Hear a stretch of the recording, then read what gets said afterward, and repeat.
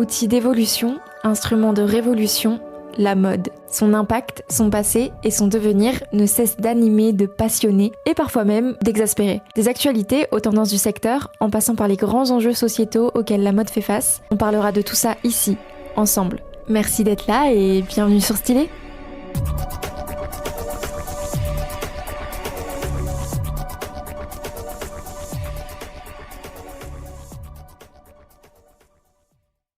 Bonjour et bienvenue dans ce nouvel épisode de Stylé. J'espère que vous allez bien et que vous avez passé une belle semaine. En tout cas, côté mode, c'était la Fashion Week haute couture ces derniers jours. Donc évidemment, on va grandement parler de ça, mais pas que. Allez, c'est parti, voici le sommaire du jour. D'abord, on parlera de l'interprétation du Lady Dior par Jonathan Anderson, le nouveau directeur artistique de la maison Christian Dior. Ensuite, on rentrera dans le vif du sujet de la semaine avec un débrief des défilés majeurs de la Fashion Week haute couture. Puis, on évoquera le prototype du sac Birkin qui, cette semaine, est devenu le sac le plus cher au monde. Et pour la Minute Culture Mode, on parlera d'une vidéo qui nous plonge dans les coulisses du dernier défilé Jacquemus à Versailles.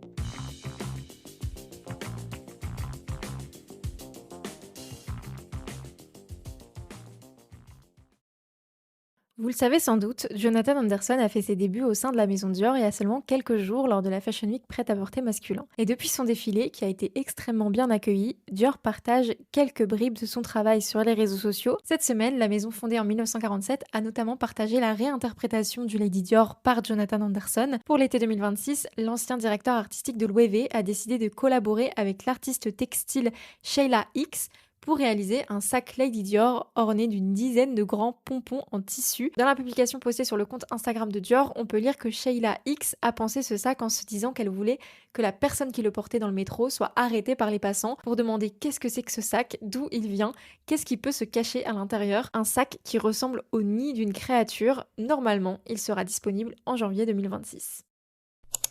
Cette semaine, c'était la Fashion Week haute couture. C'est vraiment ma Fashion Week préférée parce que comme c'est de la haute couture, on sait que ce qui nous attend est en général incroyable. Et cette semaine particulièrement a été riche en émotions. Comme d'habitude, la semaine de la haute couture a commencé avec le défilé Schiaparelli qui a eu lieu ce lundi. Un défilé que j'attends toujours beaucoup puisque Schiaparelli c'est l'une de mes maisons préférées et je trouve que Daniel Rosberry, le directeur artistique, il ne déçoit jamais. Et cette semaine n'a pas fait exception. Pour cette nouvelle collection haute couture, Daniel Rosberry s'est inspiré d'une période très précise, juin 1940, quand Elsa Schiaparelli a quitté Paris pour fuir l'occupation. Un moment marqué de changement qui a grandement influencé la mode de l'époque entre élégance maximale et début de l'ère moderne de la guerre. Daniel Rosberry a dédié cette collection à cette période, je cite, où la vie et l'art étaient au bord du précipice, au crépuscule de l'élégance et à la fin du monde telle que nous la connaissions. Il a donc conçu une collection entièrement en noir et blanc pour poser la question de la frontière entre le passé et le futur. La collection est d'ailleurs intitulée Retour vers le futur et reprend plusieurs codes phares de Schiaparelli, tels que le trou de serrure qu'on retrouve notamment dans les tailleurs. On retrouve également des costumes de soirée, des vestes brodées de fils d'argent, une robe en tulle zigzag, mais aussi l'emblématique cape Apollo d'Elsa Schiaparelli, revisitée pour l'occasion. Quelques heures plus tard, c'était le défilé Iris van Herpen. Là aussi, c'est une collection qui est toujours très attendue parce que c'est une créatrice toujours très avant-garde, très innovante, qui s'inspire toujours de la science et surtout de la nature pour faire des choses impressionnante et qui repousse toujours un peu plus les limites de la mode. Cette fois, avec sa collection haute couture, Iris van Herpen a voulu mettre en avant la fragilité de l'océan, mais aussi sa beauté. Je cite, cette collection est une collaboration avec la nature elle-même. En cette période de perte de biodiversité, la bioconception nous invite à repenser la façon dont nous utilisons les matériaux, à visualiser un avenir où toute la conception humaine n'est pas seulement inspirée par la nature, mais intégrée à elle. Tout ça, ça a donné des looks tous plus incroyables les uns que les autres, mais il y en a vraiment un qu'on retient. C'est celui qui a été créé en collaboration avec le biodesigner Chris Bellamy, un look vivant, unique en son genre, habité par 125 millions d'algues bioluminescentes qui émettent de la lumière en réponse au mouvement. C'est des algues qui ont été cultivées dans des bains d'eau de mer pendant plusieurs mois, dans un gel nutritif spécialisé et qui ont ensuite été moulées en une membrane protectrice et soignées ensuite dans des conditions faites pour imiter leur foyer marin naturel avec l'humidité, la température. Bref, je vous invite à aller voir le rendu, c'est vraiment incroyable. Le lendemain matin, c'était Chanel, et pas n'importe quelle collection Chanel, et oui parce qu'il s'agit de la dernière collection haute couture réalisée par le studio de la maison avant les débuts officiels de Mathieu Blasi, le nouveau directeur artistique de la maison. Pour l'occasion, Chanel a investi le Grand Palais, comme à son habitude, sauf que cette fois, elle l'a transformé en un petit salon feutré qui fait un peu penser à la façon dont on présentait les collections il y a des décennies, un endroit très intimiste, et en fait c'était totalement l'objectif puisque le décor s'inspirait de l'ambiance des salons du 31 rue Cambon, l'adresse historique de Chanel, et c'est loin d'être anodin puisque la collection en elle-même était un retour aux sources avec une prédominance de pièces iconiques de la maison, notamment le tweed évidemment qui a été décliné à l'infini, le tailleur pantalon aussi, mais surtout l'épi de blé, le motif central de la collection, un symbole d'abondance très apprécié par Coco Chanel qu'on a retrouvé un peu partout sur des boutons bijoux en motif brocart et même dans le bouquet porté par la traditionnelle mariée qui clôture le défilé. Puis c'était Balenciaga, mais surtout c'était la fin d'une ère puisque c'était la dernière collection de Demna pour la maison. Il faut dire que le créateur a marqué le coup puisque pour l'occasion, il a réuni tout le monde dans les salons historiques de la maison avec une bande son qui énumérait tous les noms des membres de son équipe avec qui il a travaillé pendant 10 ans. Côté look, il a voulu rendre un dernier hommage à Cristobal Balenciaga avec des coupes à la fois sculpturales et minimalistes, des tailleurs cintrés, des épaules marquées, des costumes oversize et même des robes de soirée. Le casting aussi était 5 étoiles puisque pour ses adieux, Demna a fait défiler Naomi Campbell aux côtés de Kim Kardashian et Isabelle Huppert, sa muse depuis déjà plusieurs années. Alors là, pour moi, c'est la collection de la semaine vraiment. Mercredi soir, Glenn Martens a enfin fait ses débuts chez Maison Margiela. Et quel début! La barre était ultra haute puisqu'il marchait sur les pas de John Galliano dont le travail au sein de la maison était très apprécié.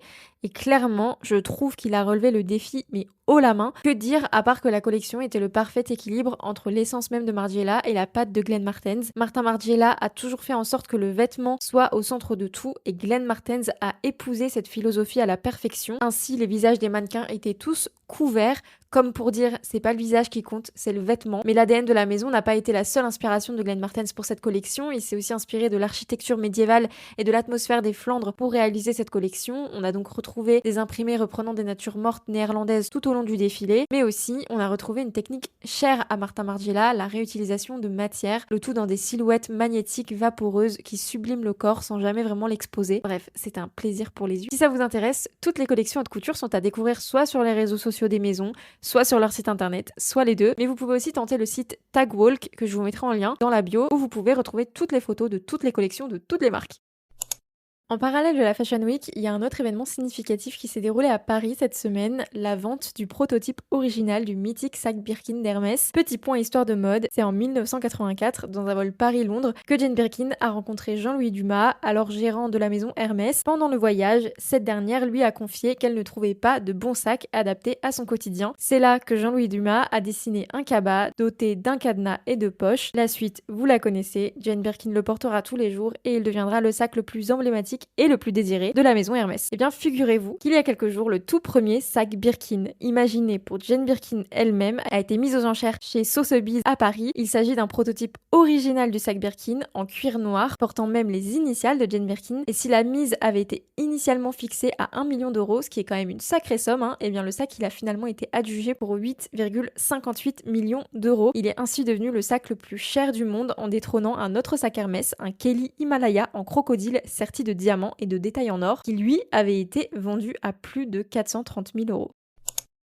Et c'est l'heure de la minute culture mode. Cette semaine, je voulais un peu rester dans le thème de la Fashion Week tout en vous proposant quelque chose qui est accessible à tous à partir du moment où vous avez internet. Parce que bon, j'adore parler des expos, mais comme tout se passe à Paris, je suis un peu frustrée parce que je sais que certains d'entre vous n'y habitent pas. Et étant originaire du fin fond du nord de la France, je sais à quel point c'est relou de pas pouvoir avoir accès à la mode uniquement à cause de ça. Bref, du coup cette semaine, on parle d'une vidéo YouTube et finalement pas n'importe laquelle puisque c'est notre Loïc Prigent national qui l'a réalisé. En fait, il y a quelques jours, il y a eu le défilé de la maison Jacquemus à Versailles et pour l'occasion, Loïc Prigent et son équipe se sont rendus sur place pour absolument tout filmer. L'arrivée des stars sur place, Jean-Pierre et Liline Jacquemus étaient là aussi, les grands-parents de Simon Porte Jacquemus. Mais on voit aussi les backstage de la préparation de la collection et du défilé, avec l'essayage, les explications de Simon Porte Jacquemus derrière sa collection, son moodboard, et puis on voit les larmes de Simon Porte Jacquemus et de sa grand-mère à la fin du défilé. Si ça vous intéresse, la vidéo est donc dispo depuis cette semaine sur la chaîne YouTube de Loïc Prigent.